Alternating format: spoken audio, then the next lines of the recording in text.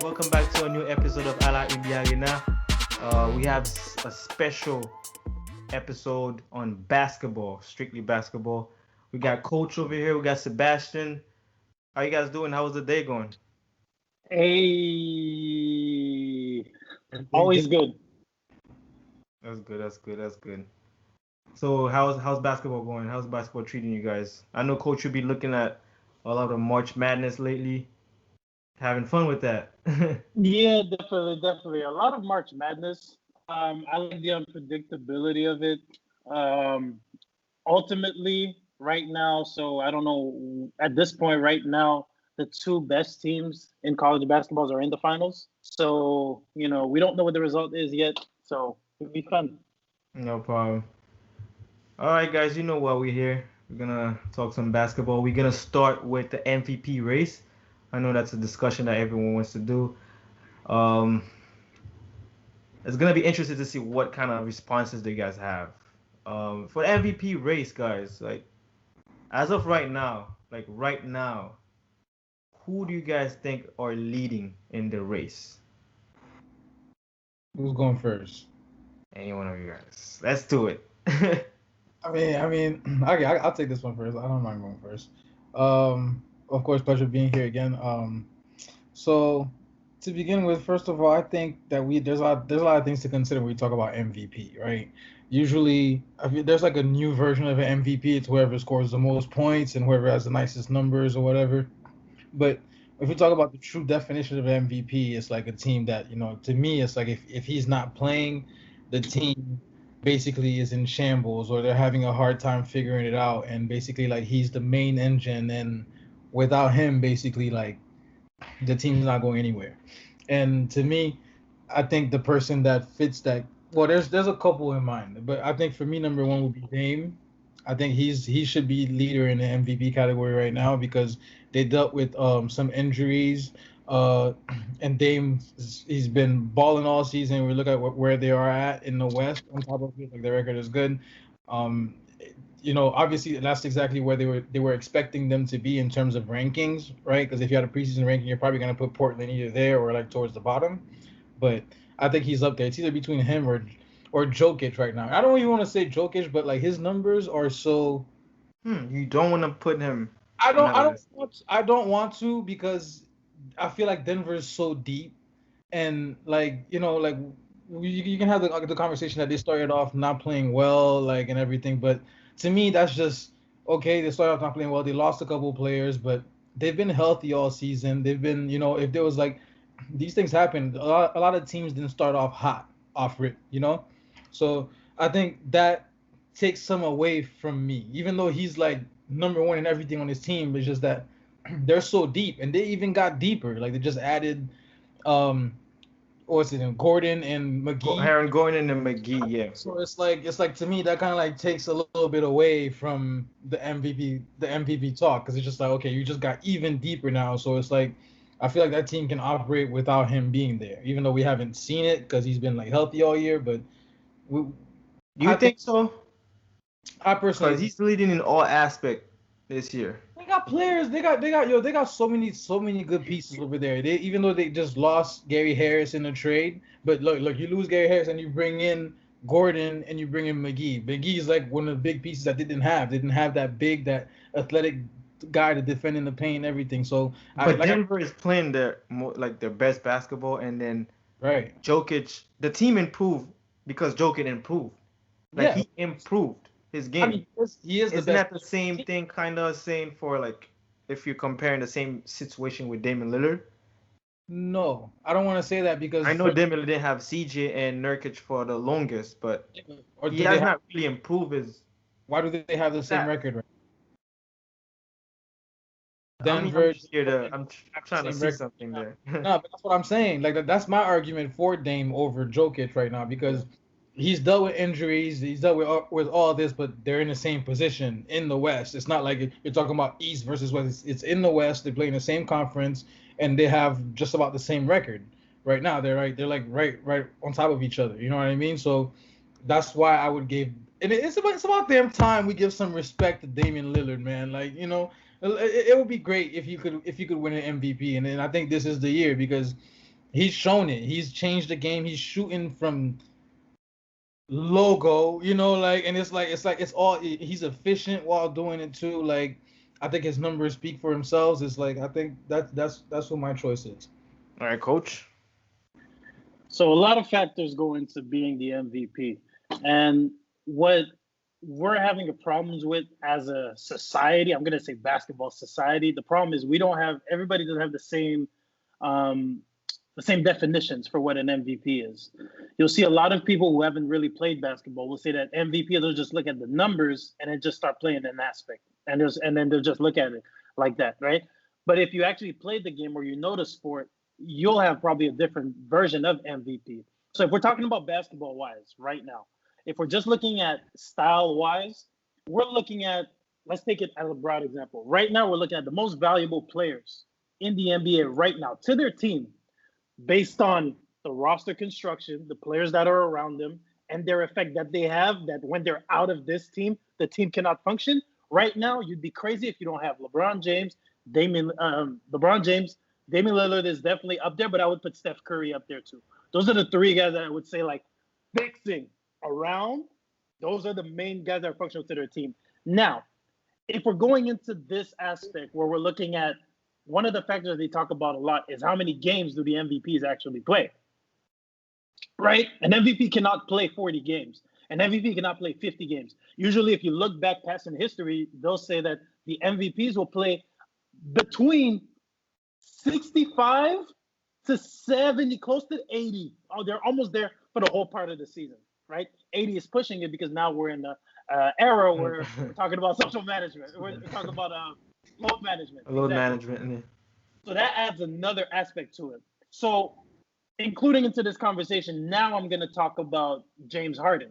James Harden now, the reason why I didn't talk about him right now in this MVP is because of how everything kind of about. And I think that's going to play a factor into the media. The media will not want someone who left the team, who forced his way out of a team, and in the same season win MVP. But if you're looking at James Harden's impact on the Brooklyn Nets, it's night and day.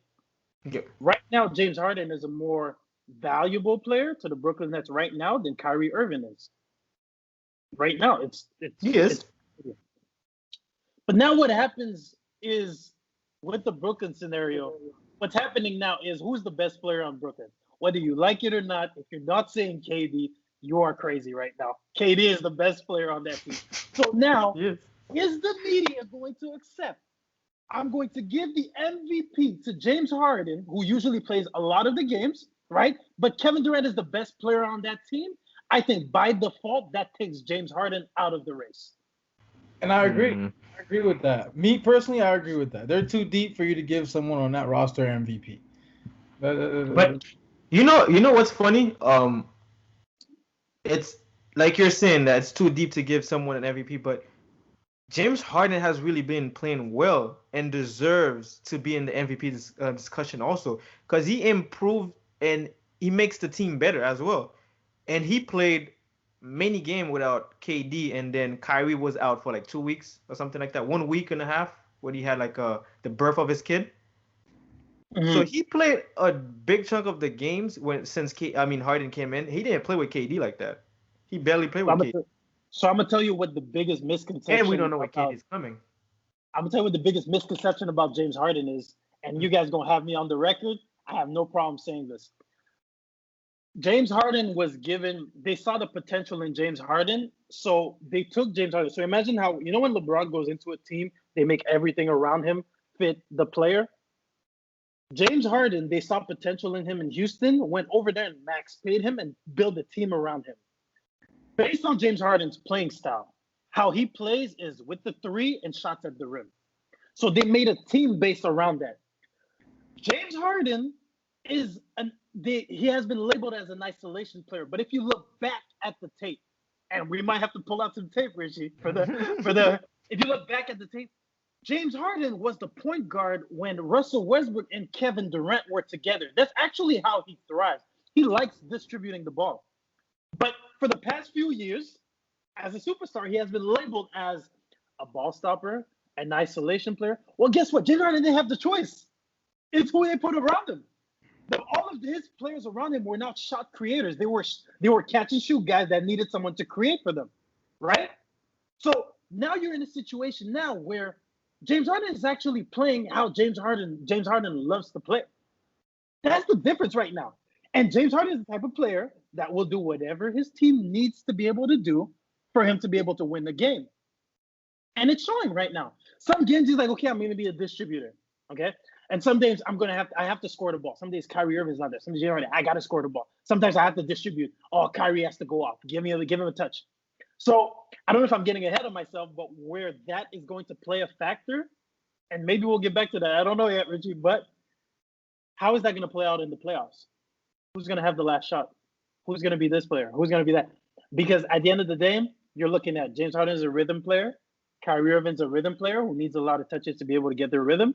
So yes, in the regular season, it's not showing because in the regular season, teams are not prepping for you. So he can go off like that. But I'm very curious to see how it's going to happen in the playoffs. When they take away your first, second, and your third option, I'm very excited to see that. Who's taking away? If you're talking about Brooklyn here, who's taking away their first, second, and third option? Who's taking? So let's figure who is the first option first of all, right? So like you're talking about last shot, right? That doesn't mean that's your first option. You know what I mean? Like, so who's your first option? Obviously, it would probably be James Harden because he's the one that's going to be operating mostly with the ball in his hand, right? And Kyrie actually has. I've read reports saying that he's okay playing off ball, like with like they came and James Harden's the point guard, like that's I think it's gonna depend on rhythm. Obviously, rhythm is huge. Rhythm is huge. Rhythm is huge, but you're talking about these two superstars, right? In Kyrie Irving and James Harden, that any second they can either go off or be like. I mean, I've never really seen Kyrie Irving be cold like that. He can have bad games, but he's always gonna get his. He's always gonna get his. Okay, and James Harden, we've seen be cold, like really in the playoffs, but he's not the best player on the team anymore. He has Kevin Durant right there, and that's exactly who's gonna take the last shot. Because who are you gonna double? Because you're gonna double KD, right? You're obviously gonna try to double KD. You're gonna have James Harden. You're gonna have Kyrie. Now they have, I don't know, let's say like the new additions, the LaMarcus Aldridge or Blake Griffin right there, or you got Harris in the paint, like. You have Joe Harris. You have all these guys that are just like whoever else you have there. Like they're all good. They all can knock down an open shot. They all can do everything. So again, like to me, I think that eases off so much pressure off of someone like James Harden, which is why to me like his numbers are great. And you mentioned that earlier. Like his numbers look amazing. MVP, like everything. It's like yeah, he was doing that. He was doing that in Houston. If it's for numbers, he's been doing it. He's doing it a little bit better. In terms of numbers, since you said numbers. Efficiency, yes, but why? Because again, he doesn't have to hoist up 20 shots a game. He doesn't have to do it. You know what I mean? His assist numbers look better because now he has other guys. Like he has so many options around him. It doesn't shock me that his assist numbers are that high. You see what I mean? Like, but end of the day, I'm not gonna call them. They're definitely not empty numbers because again, like the team looks completely different with him there. Like, it looks completely different there. And the thing about it is it would look even better with KD there because imagine KD just playing off ball, chilling, waiting because he knows James Harden is gonna give him the ball. He's gonna get the ball. He doesn't have that. Not to take a shot at Westbrook, but it's not Harden versus Westbrook. Where Westbrook is gonna be like, oh, I have to take the last shot. Harden, I don't think he's gonna be competing to take that last shot. Like I think Durant is always going to be that first option. Obviously, if if Durant needs to dish it back out or whatever, like it's going to be. But they have so many different. It must be a beautiful thing, like to just sit there and try to draw plays for the last shot. Like think about Steve Nash sitting here trying to be like, okay, well, all right, like KD. If KD is not there, swing it to Harden or swing it to Kyrie, and then it's like, you know what? How about the guy Right. that has higher 3-point percentage in Joe Harris? Let's Right. it's a LaMarcus Aldridge. You know what I mean? So it's too deep. They're too deep. That Mm-hmm. team is unfair, man. Mm-hmm. Mm-hmm. And you touched on it, and I like that point that you said you touched on it. The numbers definitely scoring and assist wise they look better because of who's around them. So now backing back to your question about MVP, does that play a factor? Right? I think a lot of people that's what they're talking about. They're like, can somebody really be an MVP when you're loaded, when you're deep, when you're there? Like it. I think that's the question right now that a lot of people are struggling with. And I'm almost thinking that for them to be effective, for them to be the best team, I almost think like Kyrie Irving has to be like the third option on that team. Which he is. That's almost what like he has. But that's the thing. I think they haven't played enough games together to have that kind of consistency. They have. Like yeah. I think that's the issue. Let me say something to what you just said though. Like to me, let's think about this, right? If there's one of the three that you would have preferred to be out and to just come and you just plug and play, who is it? It's Kevin Durant. Kevin Durant, you don't need to. There's no fitting your game around how Kevin Durant plays. Kevin Durant is unselfish. He's gonna make for you when he has to. He's gonna sit there and take the shots. Like think about it. The way you have now, to me, it's best this way. Now you have James Harden and Kyrie figuring out each other, and KD is just that. KD can just plug them in. Deadly sniper, that 7-footer that you can't guard. That's gonna come in, play Jeff Green's minutes. You know what I mean? Like I don't it writes itself. It writes itself. I think where it could get interesting is how many catch and shoot through can you visualize Kyrie Irving making in a game? Catch and shoot, just catch and shoot. Because you think about it, in the playoffs, the game's going to slow down, right? Game's going to slow down. There's going to be less possessions. People are going to run you off the three-point line. People are going to leave that mid-range open, right? So think about how many catch and shoot threes will Kyrie make in a game? Because Kyrie, a lot of his shots are off the dribble, right? And he's a player that needs his rhythm. So how many possessions is Kyrie going to be out of rhythm? He's going to be like, yeah, now I got to get my rhythm. That's just the aspect that I'm kind of looking at. So the Brooklyn Nets' biggest enemy is the Brooklyn Nets. It's like KD got into this situation. KD got into this situation because he's trying to prove, I won a championship with Curry and everything, but I'm gonna go all the way on the East Coast and I'm gonna show that I could do it by myself. And then, boom, Kyrie Irving was there. Boom, Harden. James Harden shows up. So now I'm wondering how the mindset is going to be. Is he gonna be okay with being like, I won a championship, but I didn't prove that I'm that guy? You get what I'm saying? So that's where the psychological aspect comes in. These guys are professionals. Absolutely, these guys are professionals. But I'm interested in knowing how that's going to be able to play a factor. I think we're all past thinking that KD gives a damn about what anyone thinks about him in terms of psychological aspect. I would be surprised, man. You'd be surprised.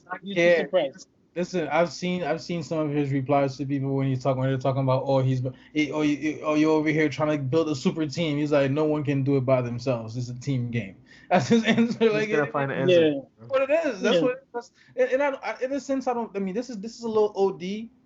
This is a little OD right here. Like right now, it's a little too much. You know what I mean? But like, I don't blame him. KD's been in the league for a long time, boys. Like it's like before he went to Golden State, he was in OKC for what, like 9 years, and people still knocked him for going over there and chasing a ring. And it's like like at the same time, like he doesn't want to be someone who just retires simple. He's chasing LeBron. That's what he's chasing right now. So I don't blame him at all. I don't blame him at all. Mm-hmm. So if I can guess what you guys said. So Sebastien, you're picking Lillard. Yeah, that's and Coach, are you picking LeBron? You said, or sorry, we went on a rant here. So, but let me ask you something. Yes. Does him not playing? I'm not sure when they said 4 weeks, right? Mm-hmm. When is the NBA ending? That's Oh, a good question. There's like But 20 left. 20 Um, games. Is yeah. that gonna be enough for him to have a strong case? So basically, from what I'm seeing the last games are around May, right? Yeah. Middle Around of May. yeah. Middle of May. Okay.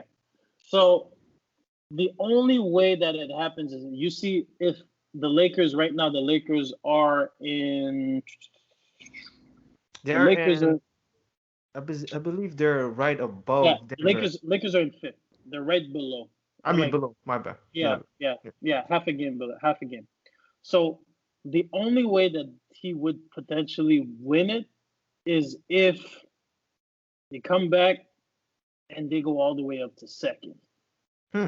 He comes back and he brings the team all the way up to second, and the Lakers somehow go on like this end of run. I think they'll give it to LeBron. I Especially the think they'll. time frame they gave it to them. Yeah, Yeah.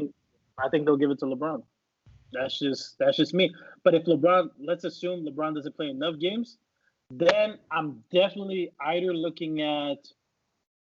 looking at James reluctantly, but I would probably say Jokic. I would probably go Jokic. Jokic. All right. I go Jokic.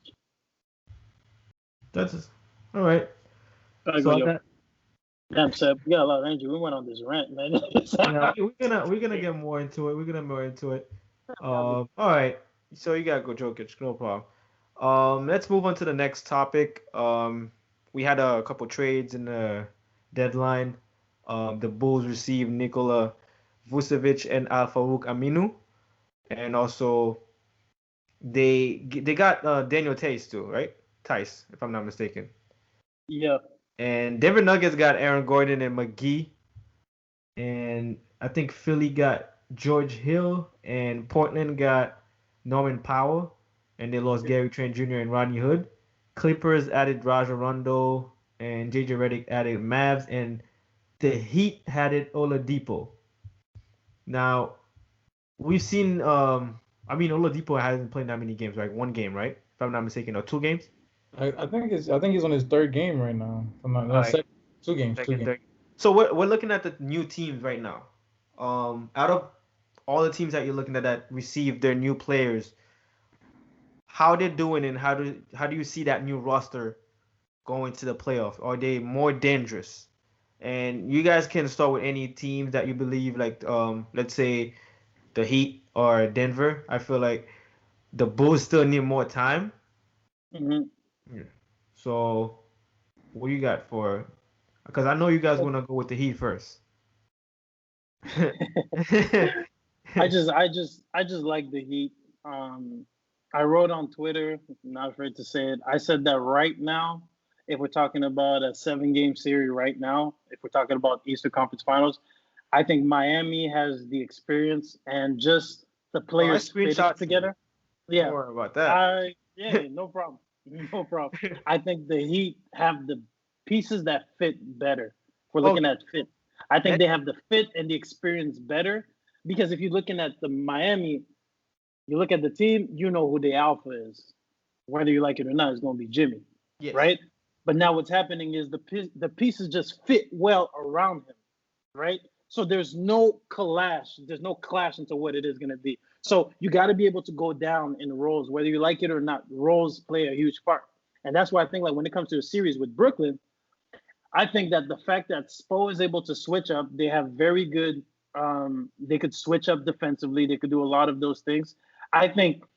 I think the fact that Bam, if they so Brooklyn, if we're looking at Miami, Brooklyn doesn't have their biggest defense is going to be yes they could score the shit out of the ball. Oh, my fault. They could score. It's good, good. Well, yeah, no, they could score the ball. But the thing is also there's Miami. The advantage that they'll have is that the biggest rim protector that they have is DeAndre Jordan. So when DeAndre Jordan is on the court, Bam has his opportunity to go DHOs, and that's going to create a lot of points for Tyler Hero and Duncan Robinson. So I think, yes, he's there at the rim, but that creates Bam might not score at the rim, but he'll create for other players. You know what I'm talking about? Like the players play so well off of each other. And you're looking at Iguodala. Iguodala is someone who's not afraid to take the. We've seen it. He won't be afraid to take the shot, like high basketball IQ guy. Yeah. Iguodala might end up guarding like these guys. They have legit maybe 3 bodies that they could throw at Kevin Durant. If we're keeping it 100, right? But I got a question though. What if everyone? They're not going to stop him. I love it. Keep preaching. I'm go ahead. Bam, I have a question though. What if everyone is hot in the Nets? How do you stop that? Is it sustainable for a 6-game series? Because I still think Miami will win 2 games. Is it sustainable for them? Everybody's be hot. I said that consistently. Mm-hmm. Consistently, what they have to do is the 3 of them have to average 95 points a series. What do you have to say about that, Sebastien? I know you're gonna say yeah.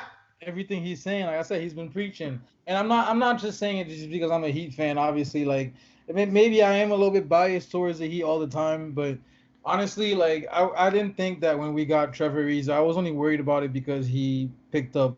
I mean, we picked him up after he's been off for like a year. He hasn't played in like a year, and he doesn't look great offensively yet. But it's every game I'm watching him play, it's like he's getting better and better and better and better.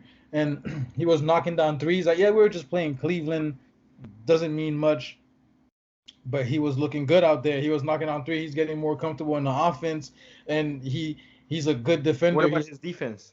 He's leading. I saw a stat the other day. I tried to look for it real quick. I couldn't find it. It's like it was Twitter when you scroll through there. But it was talking about how since he's joined the team, he's like second in deflections on the team. And I never really look at deflections as like a big stat. But when you're actually watching Ariza play, and you're watching like the highlights of him playing like throughout the night, it's incredible, man. It's just like this is what you add to like a team. This kind of the kind of players that we needed. We needed like bruisers, guys that can play defense, that can switch and help Bam, because Bam is like already an undersized big, but we need other guys that can fill in and come, give him some help in the paint and everything. And I know, there's a lot of talk. There was a lot of talk out there about Miami trying to get Drummond, trying to get. They're linked to everybody, right? All the big and everything. They missed out on all those guys, I guess, so far, right? So to me, I think we still need to find another serviceable 7-footer that, in any case you need to rest Bam, or like if Bam is hurt for a game or something, like we need something, because even though we have Nemanja Bjelica. That's my guy. He can shoot, but it's like we basically just replaced Kelly Olynyk with himself. Same type player. I think his shot is like slightly better. The team is gelling. They're all like the chemistry is big down there. The way they play as a team. It's not no individual player any night. Especially the last 5 games I'm looking, it's like we have like 5 guys and like almost hitting 20 points. It's just the points are coming from everywhere. Duncan Robinson doesn't have. You can't really focus on him anymore that much when you have all this extra talent on the court, So, yeah, you're absolutely adding Oladipo. To me, you're already going to the Eastern Conference. I'm still giving Philly like a second thought, like when Embiid comes back healthy. I just want to see what's gonna happen again. I know I got disappointed years after years after years, but Embiid is having like before his injury, he was having a MVP season. Mm-hmm. I just want to see what they're gonna do. He came back. He came back and got posterized. Yeah, he came back and got posterized by Cat. I think. What about the N1 though? That counts. I think when you're looking at Miami, you got all these off-ball screens. So right now I'm thinking the team that will probably match up well with them will probably be Philly. I think if you're talking about offense, defense, just matching up or even game, I think Philly matches up better than I think Brooklyn. Offensively, Brooklyn is supreme. But like I don't know defensively, will James Harden, Kyrie Irving, Joe Harris, will they be able to chase off these off-ball screens, play defense, have to guard 5 players? That will not make life easy for them. 5 players that can switch. and then still be able to produce like that, where the possessions become more valuable in the playoffs. Like right now, they're able to speed up the game, so there's more possession. So these guys are able to hit 130, but there'll be less possessions in the playoffs. So every single possession has a psychological toll that is going to play on these guys. So now, if I'm not getting anything easy off of Bam, am I going to force the ball, or am I going to run my offense where pass the ball, screen for, I think that's something else that people have to start thinking about. So, and it's funny. I think Miami is really making me remember. It's reminding me of the Detroit Pistons, of how. Do you remember when Detroit, when that's back in the day, when Isaiah Thomas, they didn't have anybody scoring like in the high 30s all the time. They might have occasional, but everybody was steady. That's what Miami is really reminding me of. It gives you that vibe. Really giving me a good vibe, man. So hot take. That's a hot take, right? If it goes to a 7-game series between the Heat and the Nets, the Heat are taking it. So if this goes in 6, I think Miami will take it. But I think Game 7, you got the supreme offensive guys. Yeah. I think everything will slow down, and that's where I think offense plays a factor. Okay. All right, that's a good one. What about Denver Nuggets? They got Aaron Gordon. I like the Aaron Gordon fit. I like the fact that they got a long defender that could defend the best players on the other team. You don't have to put in because back then they had Torrey Craig and like guys like that. I like Aaron Gordon because like he's willingly, from the few games that I've seen, he's willingly taken on that challenge, right, to guard the best players and stuff. So I think that's pretty cool for him, just being in an environment where he doesn't have to feel like he has all that pressure kind of thing, where he could kind of like excel in that way. Should the Lakers be worried? No. I don't, because Sebastien said yes. No, I don't think so. Because it comes down to matchups. Who's gonna guard? Okay, so if Aaron Gordon is guarding LeBron, right? Who's guarding Anthony Davis? They're gonna plug McGee in. McGee. So who's guarding Drummond at the rim then? If is McGee guarding Anthony Davis or Andre Drummond? Because the other guy that he's not guarding is gonna beat Jokic at the rim every single time. With the addition of Drummond, that makes things a little bit more interesting. For LA, I'm a little bit salty about that one. It really depends on what kind of version of Andre Drummond you get. You know what I mean? And I know that doesn't mean much, because it's like, oh, what do you mean? Like, all he's gonna do is he's there for is just to get rebounds and play defense. And it's like, yeah, well, we've seen Andre Drummond at times try to like do extra things, and extra things. Good. Now it doesn't matter what he does on the court while LeBron's not on there. But once LeBron steps back foot on there, like, we know Drummond's not gonna make him any of those dumb mistakes and everything. So I think it's gonna work out well. In terms of matchup, it's gonna be tough. I just think that their 3-point shooting is like Denver's 3-point shooting is much better than the Lakers. Personally, I think they have guys that, and even then, because you talk about who's gonna guard the AD, but who's gonna guard Jokic, you know what I mean? Because you can try to slow him down. If he can't get going offensively himself, he's just gonna get everyone else involved. He's like one of the best facilitators in the game, also the same as LeBron. So it'll be a great matchup. And I think that with Aaron Gordon being there, because now you have to pay attention to him, because it's not just anybody here. He's a star. You know what I mean? He was the guy on his team before, so it's. I'm not gonna come drop. Coach like, Can you imagine how dope it's gonna be when you have like when they gel more, right, and figure out more pieces? Right now, all Gordon is doing really is just like he's being himself. He's free to play, play defense, cut when you feel like it's open. They're building chemistry, right?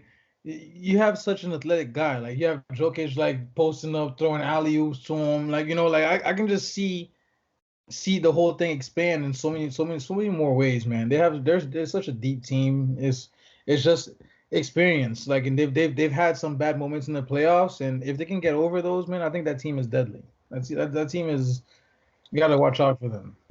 The only thing that I will say to that is The Lakers. the two main.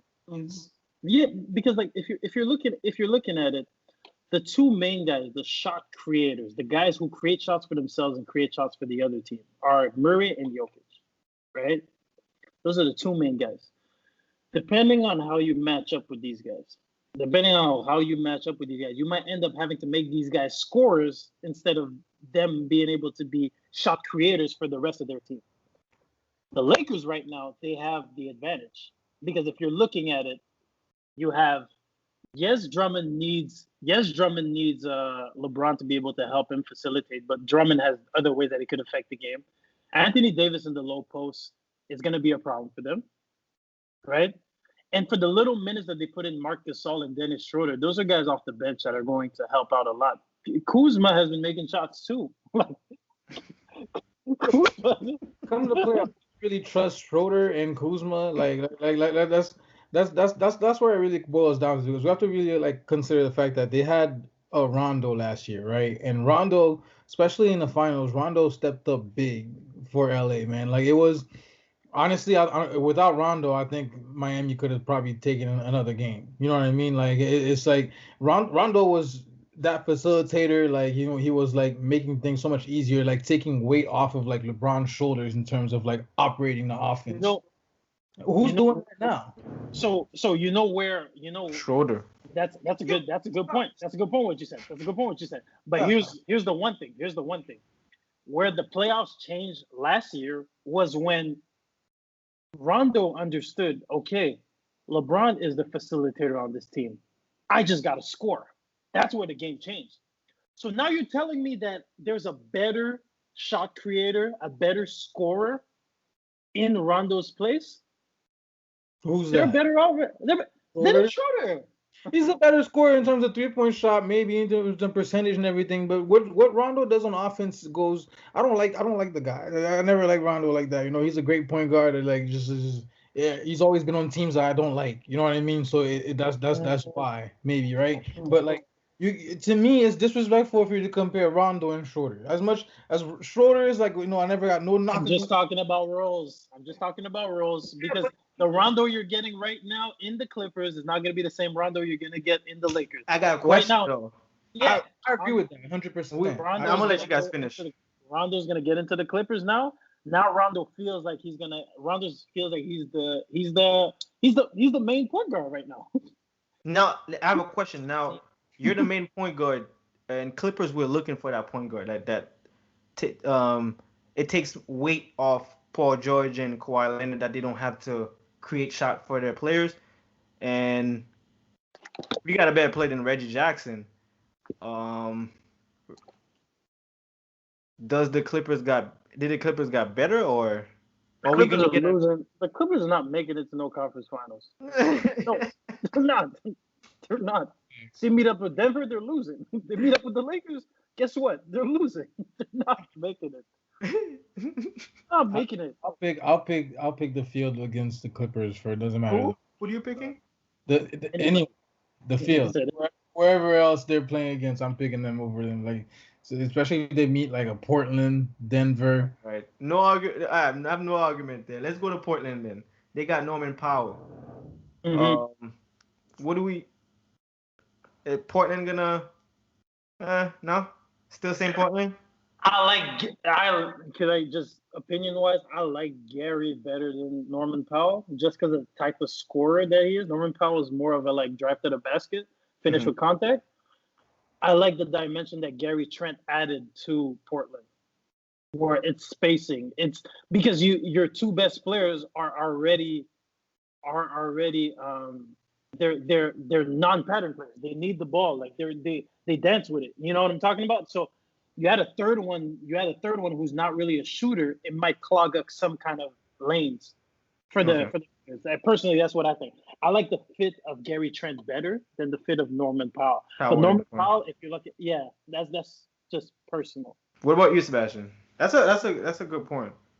I see the point he's making. I think having Gary Trent there is better, especially in terms of health, because we know someone, especially like CJ, has a reputation of like missing some games in the queue times or whatever. So having which was good when they had Gary Trent because it's like that helped out the team a lot. But I actually loved. I said that in the chat when it happened. I'm like, I love this because Norman Powell, like you guys, I'd have to check his numbers, but to my knowledge, he's not a bad 3-point shooter at all. And what he brings to the team, like the energy that he brings, the athleticism that he brings on the team, I think that helps, and that just gives them someone else that they have to worry about on that roster. Like, and I think he's not gonna be that guy that you're gonna go and like, expect him to create a shot for himself or whatever, but because you have two other guys for that. And you still have Nurkic when he's healthy in the paint to do his work down there also. You have this guy who's Norman Powell who's there to cut, play defense, shoot threes, play corner threes. I think it's a great addition. It's a great addition on that roster. Is Norman Power is he a good defender like in the perimeter? Can he defend the perimeter? Yeah, you see, that's the advantage. I think because I was gonna say that he's still a big. He's kind of he's not big, but he's like a big guard. Because when you were getting Gary, he's considered Jordan, LeBron James. Would you rather have Norman Power? Right. So if they switch, yes. Right. So they did get a little bit bigger. So okay. So when it comes to that makes a lot of sense. Yeah, we're gonna have to see if it works. Yeah. And you guys didn't even want to talk about the Clippers, so I skipped it. Yeah, it looks like all the good trades already in. The last one I'm gonna say we didn't really stay on it, but does George Hill add a little spice to the Sixers? Does it help, or is this still gonna be the same Sixers? It helps with a decision maker. At the end of the game, depending on how teams play Ben Simmons. So why I personally like Ben Simmons is that Ben Simmons could be a mismatch for a lot of teams. Where even though he's a point guard who doesn't shoot the ball, he's still a big guard at 6'11", right? So that creates some mismatches there, which creates that kind of be able to he has that ability to like show versatility on the offensive end, right? Defensively, he'll guard his man. Defensively, he'll guard the bigger players too. But I think what George Hill adds is at the end of a game, when you have a guard who's honest, you have to guard him honestly because George Hill will shoot and stuff.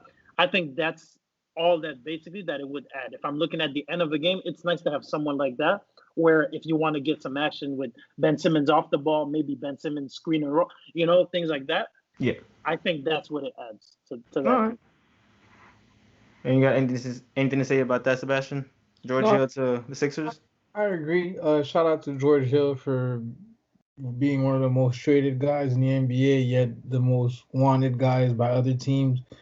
I don't understand how that guy just everywhere he goes, he's wanted somewhere else. He's a professional. He's a professional. He's a vet. Great addition to them.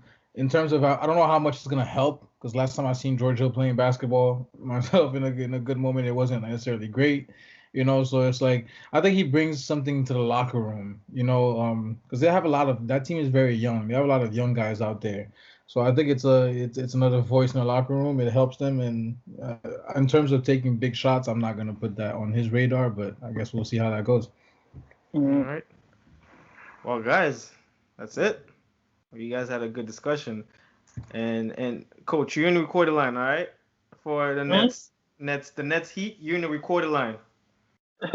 We're gonna see how it happens, cause I believe it. I think that they're gonna meet. I believe so. It will be interesting to see how it plays off. So, what do you just think? Is gonna be the? Do you guys think there's a team right now that's in the playoffs that's not gonna make it, or a team that's out? Or because there's a play-in this year, so it's very interesting. I guess it goes from 1 through 10. I guess you got team that you think is gonna finish off. Again, it's hard to say, but I think it's matchups. It's matchups. It depends who you're playing against and things like that, right? So we're talking about if the Warriors end up finishing 7th and they play against Phoenix, I wouldn't be surprised if the Warriors end up beating Phoenix. You know, That's a good, yeah. If the Warriors play against the Clippers, I have no problem saying that, like, yo, Steph Curry might have one of those games. Might have one of Oh those games. man, where's Not getting saying the they're gonna- Clippers up? Nah, that's the Not team. saying they're gonna beat Coach them, don't not want no saying they're Clippers in that. I'm not Nah, giving you- Listen, the Warriors just lost by like 50 something points to. I'm I not giving out. forgot I'm who. not giving out against Clippers. I can't. The Clippers will beat Rajon them. Rondo's gonna, yeah. Mhm. Rajon Rondo. All right, guys, it was a pleasure for that podcast. We're gonna have a next one very soon to have a playoff picture. We have more time to speak about that. Thank you guys for being there. And Appreciate oh it, my Rich. God. Always a pleasure. Oh, Appreciate it. Jim VP right here. Jim VP. All right. All right, guys.